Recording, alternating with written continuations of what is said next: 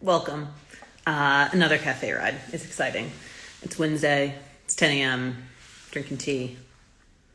We are going to be joined by Janel today. Let's invite her. I'm actually at home. Last week I was in Seattle, which was very fun. But okay, we've invited Janel. Let's see if she'll. Hey, Good morning. hey, how's it going? It worked. First try. Yes. That was so easy. Fabulous. Yeah. Oh, how are you? I'm doing great. I am in Fort Collins. Life is good. Loaf is in the background somewhere snoring. Where are you joining us from? I'm at home in Bend, Oregon, where the smoke has finally cleared. Oh my goodness, it's been quite a summer of, I guess, maybe even just the last, 6 weeks, 7 weeks. Yeah. I don't know. It's been quite a fire season. And while Bend has been pretty safe from everything that's going on, the fire, I mean, in terms of fire proximity, we kind of are in this corridor of the smoke. And Oh, so yeah. it's been pretty gnarly. But the smoke cleared out on Saturday, and my partner Eric and I were able to get out for an amazing bike ride that we've been meaning to do for forever. So we went mountain biking on Saturday, did this crazy hike on Sunday, and it's like all the smoke is forgotten, right? Like you get out to play just a little bit, and Yep. it's like you forget all the fact that you've been in smoke for quite some time. So Yeah. anyway, yeah, home and Bend. That's the very No, long answer to your that's, question. but I mean, I think both of the things that you just mentioned we'll definitely talk about because it's mountain biking, Bend, where you're at now. And so I was just, looking over, like your bio basically. And my partner was like, "What team was she on when she was on NRC?" I'm like, "I'll find out." Um, so yeah, let's before we get into you now, which is you mountain biking in Bend. That is not where your story starts, I don't think. So yeah, maybe if you could just introduce yourself, take it back to the beginning, and I think like I'd love to focus more on like what you're doing now, but I think it makes sense to chat about like where you came from and what. Sure. Yeah. Yeah. So hi everybody. I'm Janel Spilker. I gosh, going way back. I'm not too far back. This is I therapy. We just tell me about your parents. No.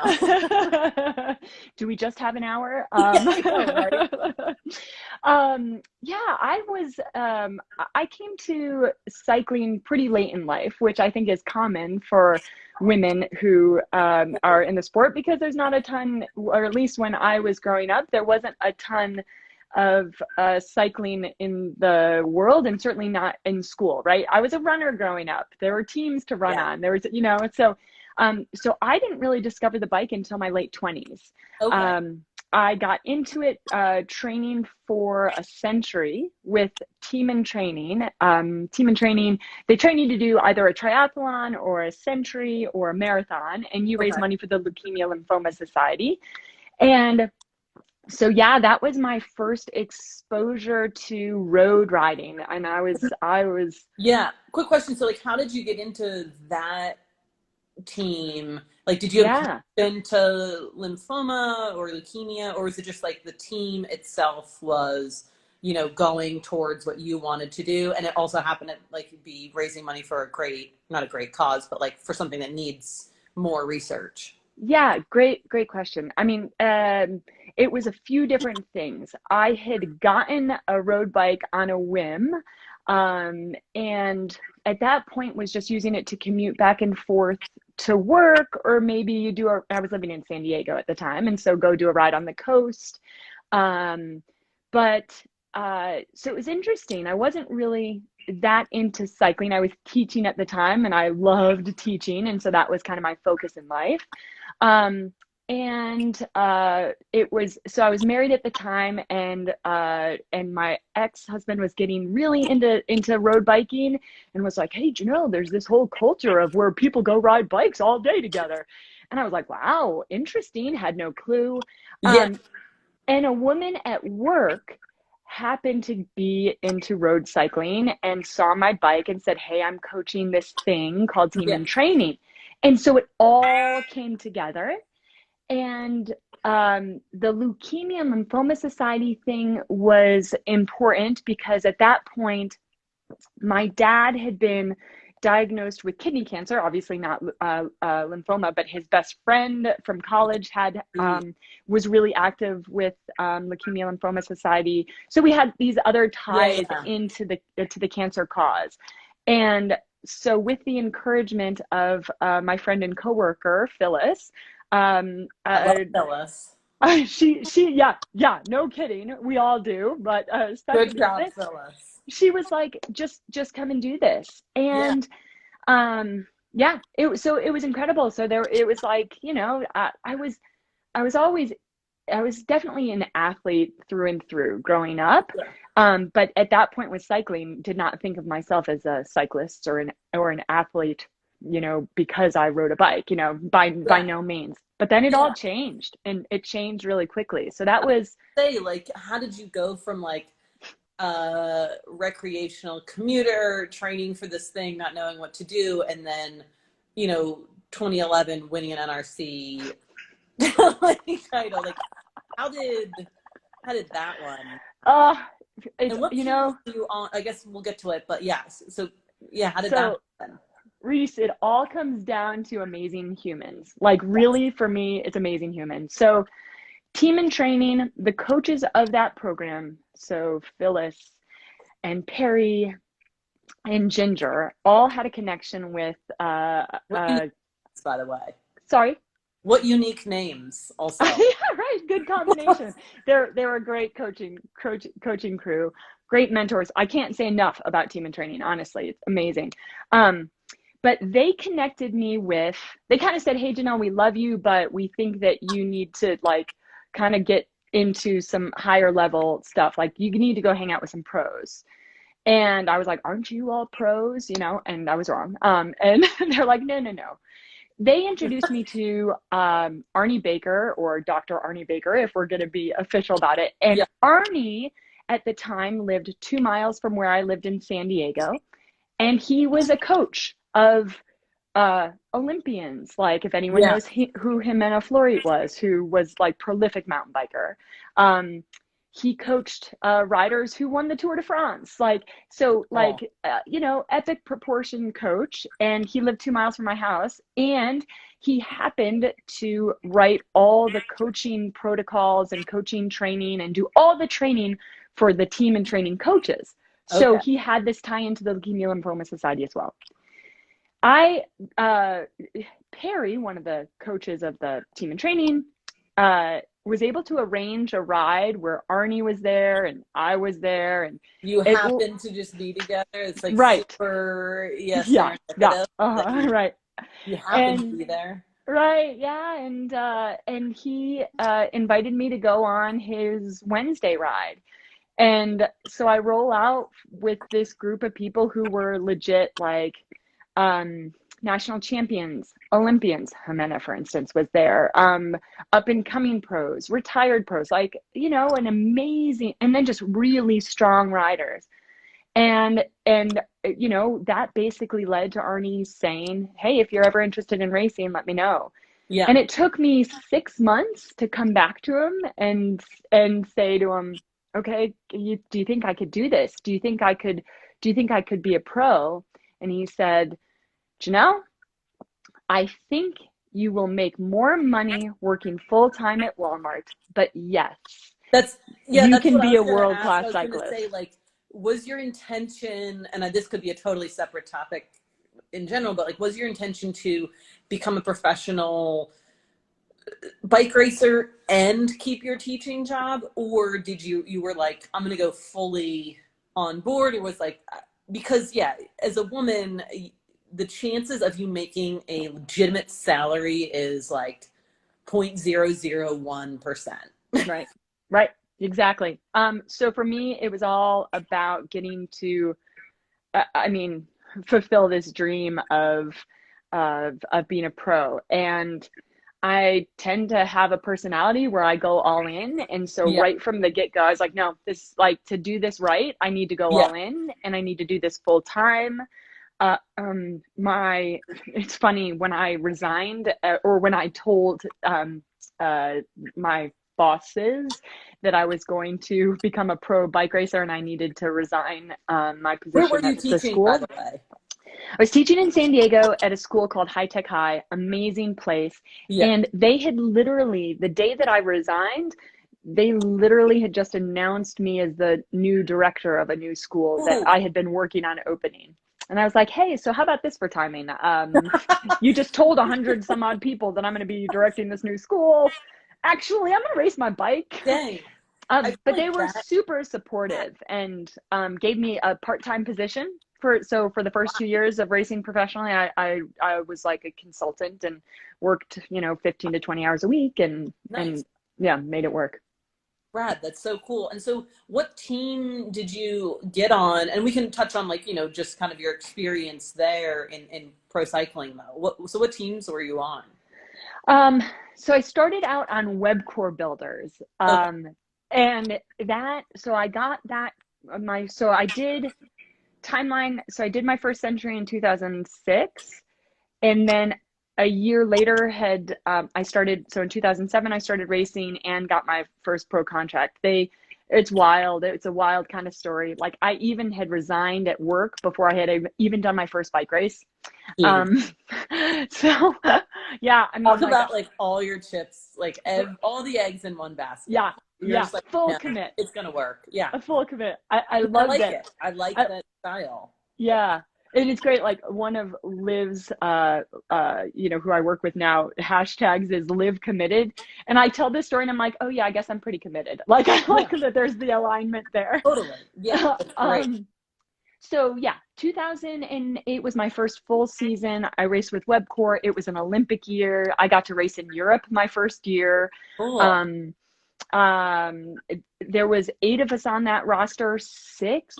Five of the riders went to the Olympics that year on our team. Not there was I was new, and then there were 2 other young riders, Rebecca Much and Amy Dombrowski, who I hope Okay. some of you recognize her name. Like, the 3 of us were the newbies.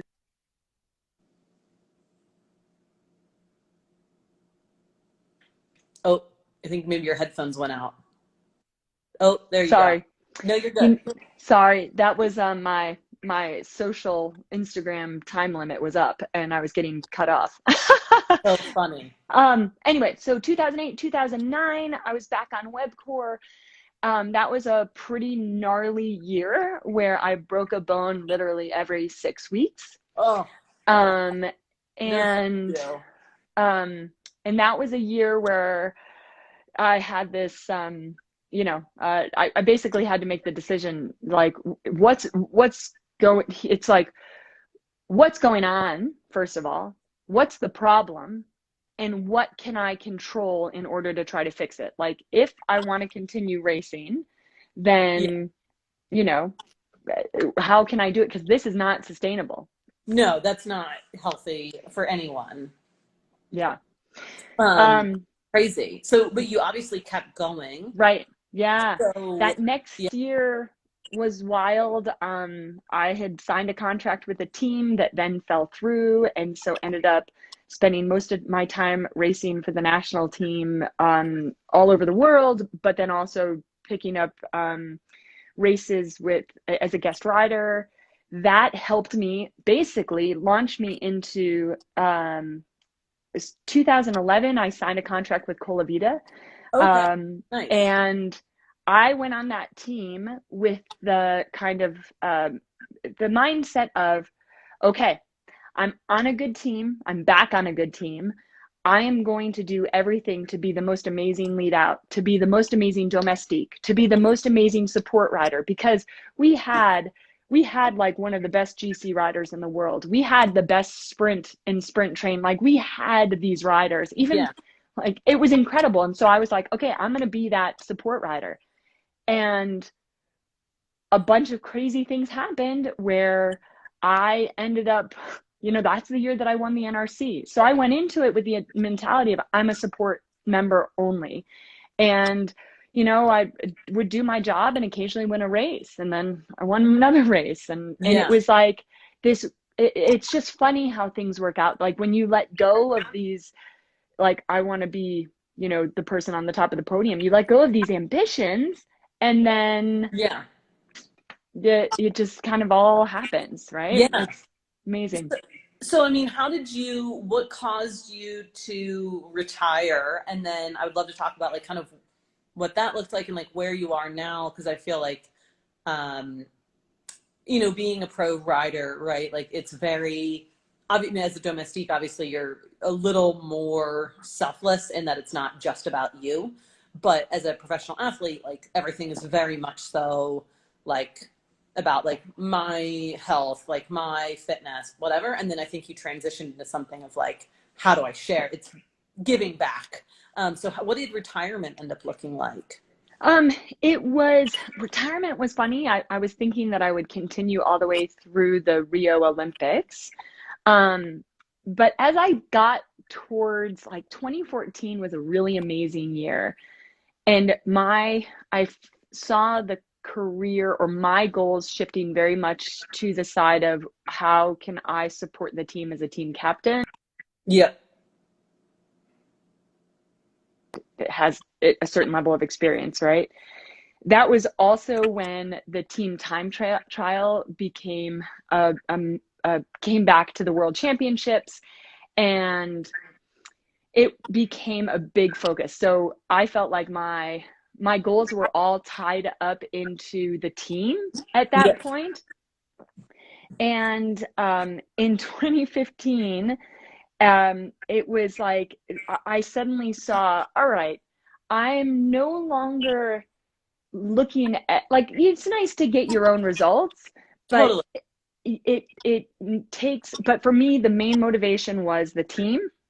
Yeah. And um and then, but then at the end of the day, I was also, gosh, when I retired, so 2015, I was getting pretty close to being 40 years old. um What? and yeah, I'm Wait, 42. I was gonna say, like, even like your timelines right now, I'm like, she's probably like similar age to me. I'm like, God, she started. I was like, maybe she did start like not too young, but I'm like, okay. Now I was like, I don't know how old you are, but so yeah, okay. uh yeah, well, it Also, was good to know that you're still racing in your 40s because I was already you know, thinking, but oh my yeah, gosh, athletes, oh, I mean, you see it a lot, and you see it on the men's and women's side, right? But athletes who are racing in their 40s and they're still doing it, it's amazing. Anyway, but I yeah, basically came to this point where I was like, okay, ultimately I had to measure risk versus reward. yeah, And I had a bunch of head injuries, yeah. and I was no longer breaking a ton of bones, but concussions were an issue. Oh, And so it's like, risk versus reward, right? And that to me, towards, you know, in 2015, that's where I began to realize I'm doing a lot of risk. I'm taking on a lot of risk. And the sacrifice is complete. Like when you're an athlete, you're like living, breathing, everything you do, right, is yeah, all yeah, about you and your performance and all this crap. Um, and so at that point, it was the scales had tipped too far away from, oh, this is actually helping me fulfill my goals and dreams and ambitions, right? And it yeah. was too much risk, too much sacrifice. Um, and it was cool. Like my coach at that point, Arnie, had been, from day one, he was training me to become a coach. Yep. Just because he's, you know, he has this, he is very Socratic in his I like that. methodologies. But it meant that the day that I retired, I already had coaching, people that I was coaching. I already had developed a network within the cycling world where I could see a path forward to create my own coaching business and that sort of thing. So it obviously, it's still challenging and it was a big change, but I can tell you this: the week after I decided to go, that I decided to retire, I went out on my typical Wednesday ride, which was, I had now taken it over because Arnie had retired. Yep. And so it was his old Wednesday ride. And a couple of my athletes were on that ride. And I was like, oh my gosh, I'm now on this ride and I can just pay attention to them and their needs. And Yeah. it felt so good to just be riding for other people. That's so Um, awesome. and that was kind of the beginning of the transition for me. Yeah. And so, I mean, at that point, I'm guessing you were in San Diego, and then, I mean, and I heard you say you have like an ex-husband, so I wasn't sure if you moved afterward, Right. after, and you went to Bend, and you So like, yeah. because now you're into mountain biking, which like Hmm. very different than road racing, Yeah.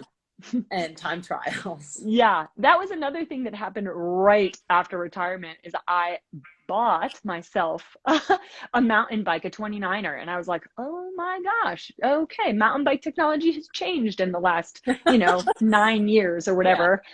Oh, it was amazing. I think racing at that point had started to dabble on the dirt for fun. And so I would go out on road rides, and on my, super wide, 28 tires, I was like, Yeah. oh my God, these tires are so wide. And I'd go ride gravel, as much gravel as I could. Yeah. But gravel riding still wasn't a thing. I No. was a pretty terrible mountain biker, skills wise. I could get by because of my fitness. Like I This could is me. ride. Yeah, this is totally me. Or like no skill, but I can catch up with anyone based on just pure aerobic. I will like crack myself to catch up. And so I totally get that, where you're like, yeah, I know I need to improve, and I know it would make this easier. But you're like, that's hard. That is a lot Yeah. of work. Oh my gosh. The first time, yes, okay, that was 2015. And I thought I was like, I would go to Big Bear and Mammoth and go ride, like ride the downhills. And I had some people who would give me some tips and things. And I was like, I'm getting this. I'm totally getting this. And but yeah, I mean, fast forward to 2017, I was out for my first mountain bike ride with my partner Eric, and he was like, "Okay, so can I give you a couple tips?" You're like, And I he's was like, like, let me pump the brakes before we get "Yeah, further in here. exactly." He's like, shit, you are not gonna survive this. Yeah, I mean, I was totally one of those riders that would just point it downhill and be like, Yeah. "I'm hoping for the best." Like, Yes. Yep. it clueless, just clueless. um Anyway, so yeah, so got a mountain bike when I retired, and just the more time I started to spend on dirt, the more I enjoyed it. And yeah, so I was still in San Diego, and coaching was like on the up, and it was this very interesting and long transition. I was still married at the time, and everything kind of just started to slowly evolve Yeah. from there, both personally and professionally. Yeah. It's God, I've done these cafe rides, a lot of them at this point, and it's so interesting that like so many women I've talked to, one, get into cycling like by accident, and then it totally takes over their lives. And then a huge shift of their perspective in cycling also occurs at a very big personal change, and a lot of it's divorce. Like Mm-hmm. same with me, and then same with like Lindsay Richter or Tina Mm-hmm. Uli. And Mm-hmm. I'm just like, God, if product managers and like companies are listening, like y'all better like pay attention to these things, because it is, I've found like I genuinely believe like our relationship with ourselves, and then like our bodies and the outdoors and what that means, like it is so tied together that like I think as an outlet, some personalities tend to just like funnel their energy into like outdoors activity, and it becomes like another challenge, like you need another thing. Mm-hmm. And it is like a really cool evolution. And so it's just a little anecdote that I'm like, oh wow, another more of us Yeah, there. no, it is remarkable. And I don't know, I guess it's also one of those beautiful things that happens, right? And this is why I ended up I've continued to coach individuals,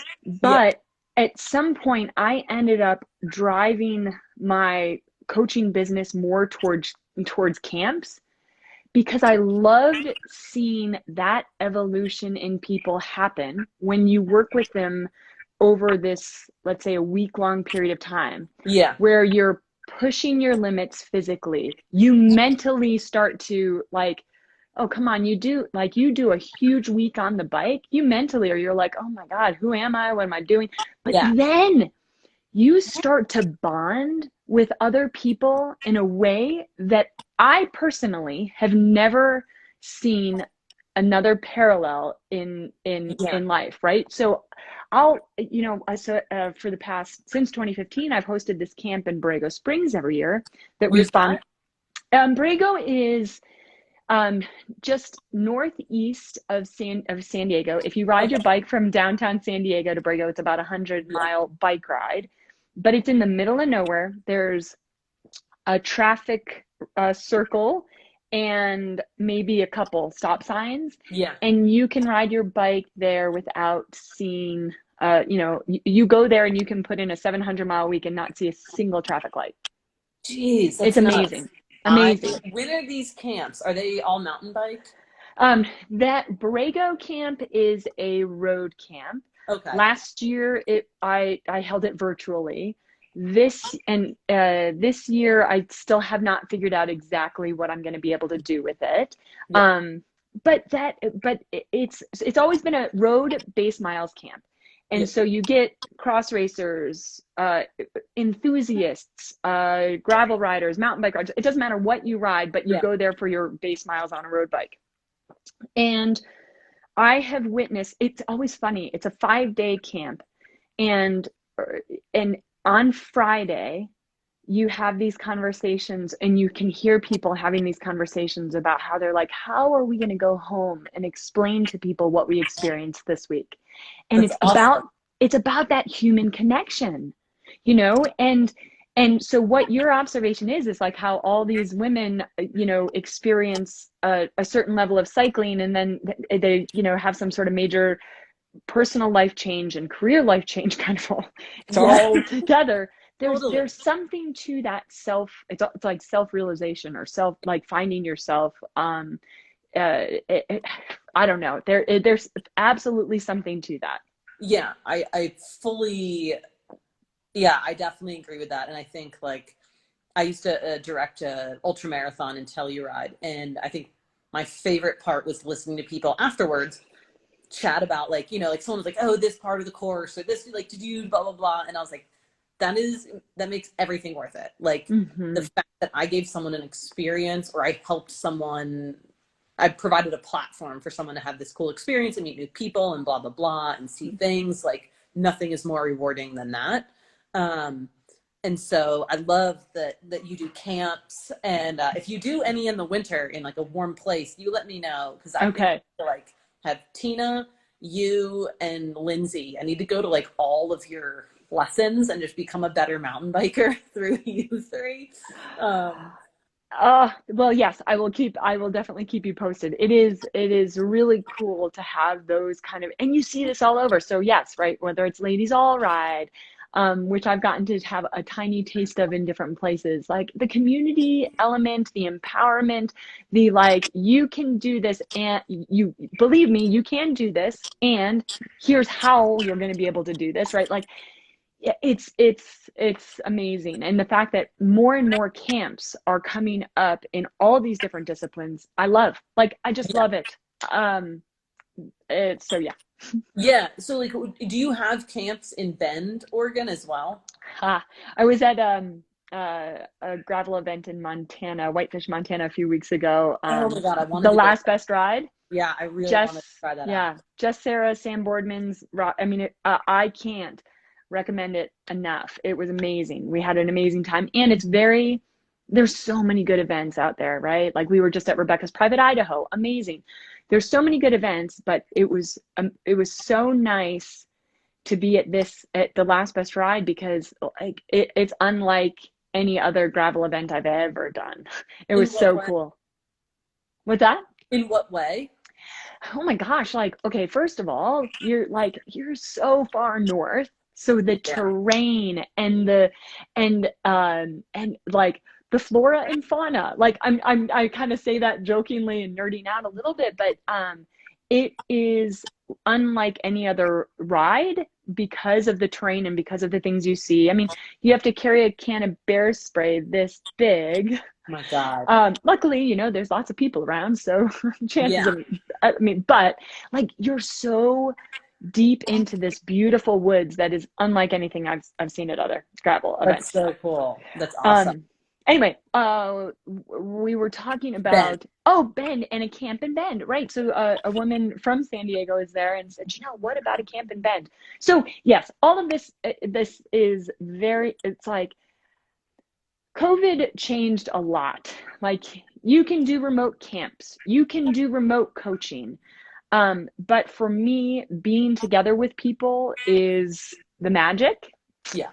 in person, right? And I'm still trying to figure out how to safely, responsibly, respectfully have events that where everybody can feel comfortable. Right. So at the moment, and I'm working with the team at Liv and Giant to try to figure this out too, because Yeah.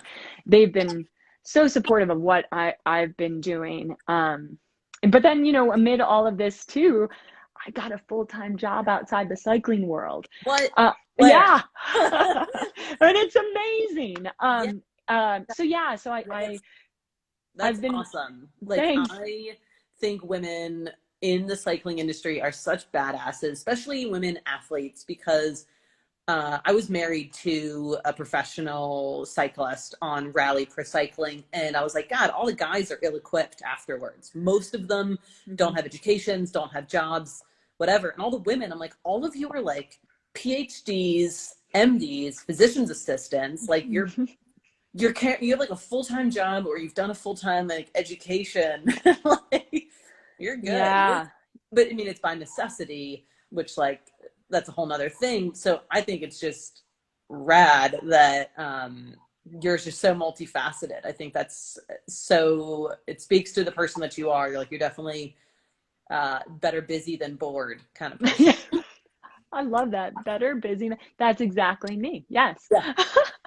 um, yeah, it's a observation that I hear often, you Yeah. know, about women professional athletes, for sure in the cycling world. Yeah. And you know, so yeah, so I'm working for a small venture capital firm called Hustle Fund, I love um, and the team is incredible. And so I'm doing business development, and so it. they're all flipping geniuses and so driven, like they're super hustlers. Um, and so I basically get to help establish really quality relationships, partnerships, sponsorships for Hustle Fund that help us do what we do better. And they're all the whole mission of what we do is we believe that great founders can look like anyone and come from anywhere.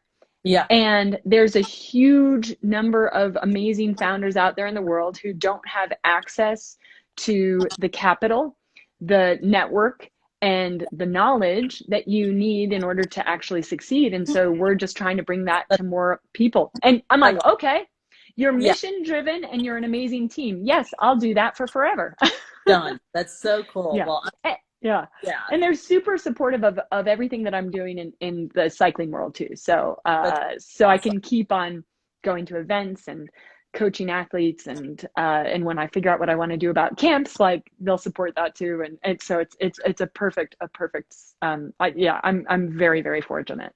That's awesome to hear. Well, yeah, I mean, if there's anything else that you want to say, please do. But like, otherwise, like, thank you so much for just like doing amazing work within the cycling industry and getting more people on bikes, and just, you know, being a good steward to our community and land, and just like, I don't know, being a positive influence. I think it's always important to lift people up, Yeah. especially women or anyone that, you know, has been marginalized or not supported in the past. So Yep. I really appreciate that. Yeah, yeah. Thanks, Reese. Yeah, Yeah. no, it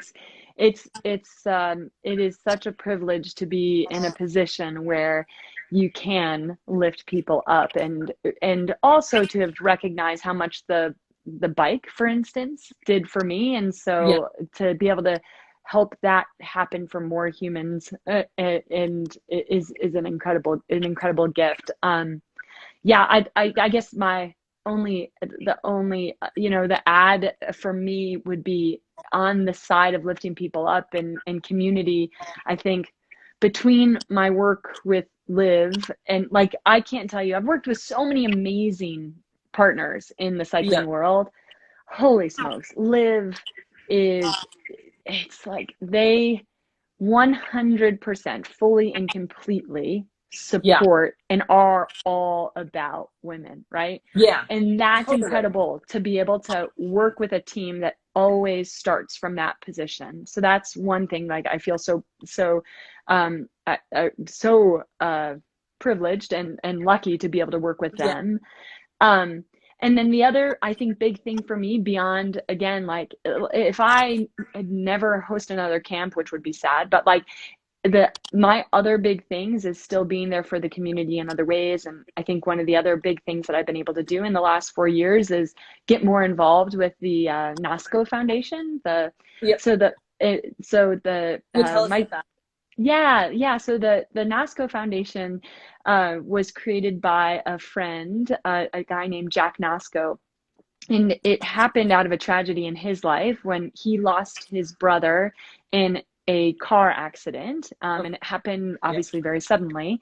Yeah. But he basically took his grief to recognize that, hey, there are people in our community who are going through similar things, and what can we do to help them out? And so Yeah. every year on November 3rd, 1,000 of us or so get together to ride a bike ride that Jack rode after he found out his brother died. Yeah. And it's in the Santa Monica Mountains. So it starts and finishes in Thousand Oaks, Newberry Okay. Park, Yeah. California.